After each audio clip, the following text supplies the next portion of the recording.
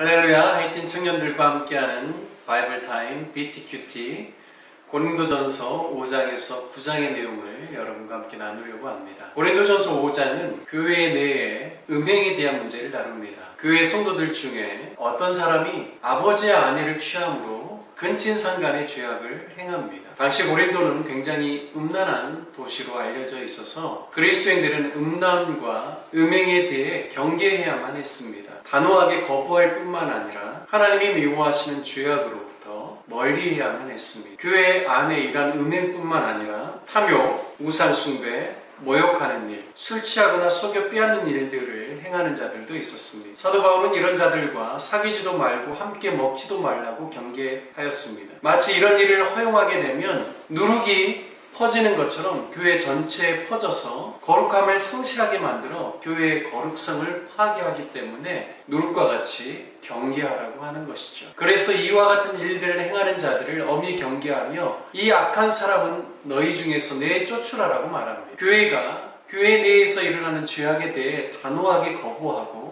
그와 같은 일을 행하는 자들을 치리하고 경계하여 죄악이 교회 내에 다른 사람에게 전염되지 않도록 해야 함을 가르치고 있습니다. 교회는 세상의 수많은 죄악 가운데 있는 사람들에게 열린 마음으로 다가가서 복음을 전하고 그들이 회개할 수 있도록 하나님의 사랑과 자비를 베풀어야만 합니다. 하지만 교회는 교회의 구성원인 성도들이 거룩함을 잃지 않도록 세상의 가치관과 죄악을 경계하고 성도의 범죄함에 대해서는 회개하도록 촉구하여 진리를 배우고 실천하게 해야 합니다. 그래서 6장 말씀에는 성령 안에서 씻음과 거룩함과 의롭다 하심을 받은 자로서 음행을 피하라라고 권면합니다. 우리 몸은 성령께서 구하시는 성전인데 우리가 음행을 행하면 자신의 몸에 죄를 범하게 한다라고 설명합니다. 따라서 결코 자신의 몸을 해치는 죄악을 범치 말라고 경계하고 있습니다. 그리고 6장 초반부에서는 교회 내에 다툼이 있을 때 교회 안에서 먼저 해결을 해야 되지 이것을 가지고 세상 법정에 나가 고발하고 그렇게 처리하려고 하는 것은 옳지 못하다라고 이야기합니다. 세상 법정으로 가져가게 되면 결국에는 세상의 교회가 판단을 받기 때문에 오히려 교회는 세상으로부터 판단을 받아야 될 공동체가 아니라 세상의 공의와 정의의 기준을 가르쳐주고 세상을 판단할 공동체인데 이러한 송사의 문제를 교회 내에서 해결해야지 그것을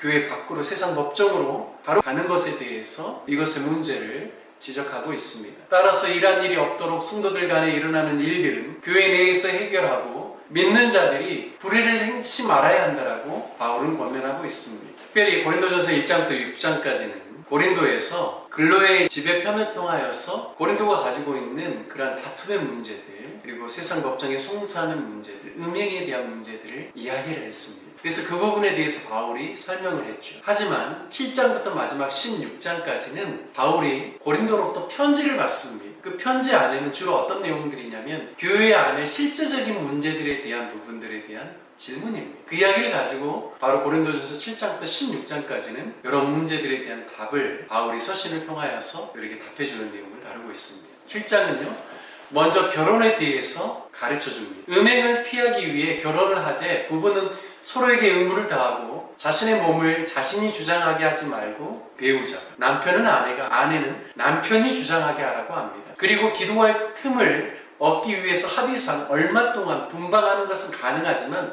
그 외에는 분방하지 말라라고 권면합니다. 또한 결혼하지 아니하는 싱글들과 다시 재혼할 수 있는 과부들에 대해서 결혼에 대해서 권면하는데요. 바울 본인처럼 할 수 있거든 결혼하지 말고 싱글로 지내면서 주의 일에 힘쓰라라고 권면합니다. 하지만 정욕을 절제하기가 힘들거든 결혼을 하라고 이야기하죠. 바울이 이와 같이 권면하는 이유는 결혼을 하지 않은 상태에서는 주의 일을 먼저 염려하고 주님을 기쁘시게 하는데 힘과 관심을 우선적으로 쏟게 되지만 결혼을 한 상태에서는 아무래도 주의 일보다는 세상의 일을 먼저 염려하게 되고 주님을 기쁘시게 하는데 우선적인 힘과 관심을 기울이기보다는 자신의 배우자를 기쁘게 하는데 우선하기 때문입니다. 따라서 할 수만 있다면 바울 자신과 같이 싱글로 지내라라고 권면하는 것입니다. 그러나 결혼이 부정적이라고 말하는 것은 결코 아닙니다. 바울은 결혼을 하는 것도 잘하는 것이지만 결혼하지 아니하는 것도 더 잘하는 것이다라고 권면합니다. 그리고 8장에서는 우상에 바친 제물에 대한 이야기인데요. 당시 이 고린도 지역에서는 시장에 나온 고기들이 대부분 이방 종교의 제사에 드려진 후에 시장에 나와서 판매가 되었습니다. 따라서 믿음이 좋은 그리스도인들은 우상에게 제물로 바쳐졌다고 할지라도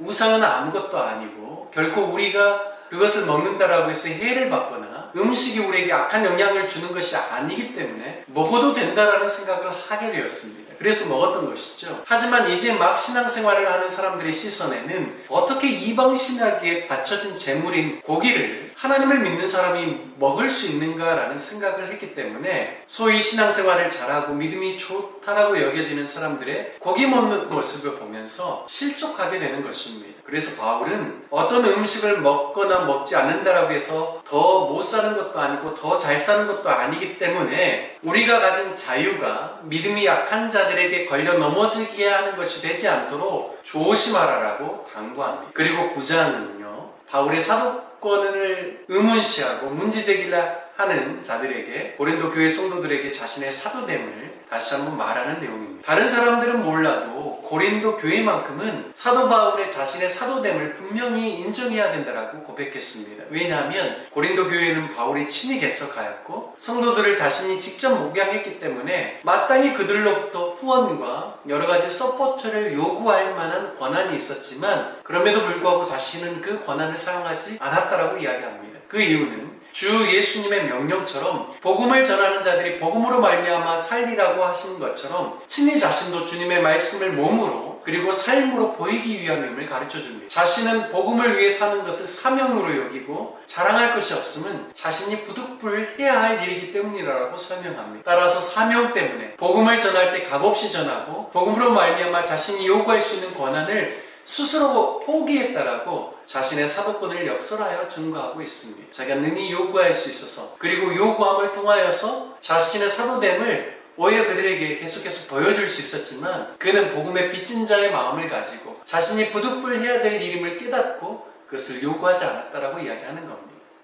우리가 고린도전서 5장부터 9장의 말씀을 깊이 묵상하면서 다시 한번 우리의 거룩함을 회복하고 하나님의 우리에게 주신 싱글로서의 삶 또는 기혼자로서의 삶에 대해 깊이 감사하고 우리가 가진 권한과 자유가 있음에도 불구하고 주변의 연약한 사람들을 위해서 그리고 하나님의 나라를 위해서 스스로 포기하고 절제하는 지혜를 배우는 저와 여러분 되시기를 주님의 이름으로 축원드립니다.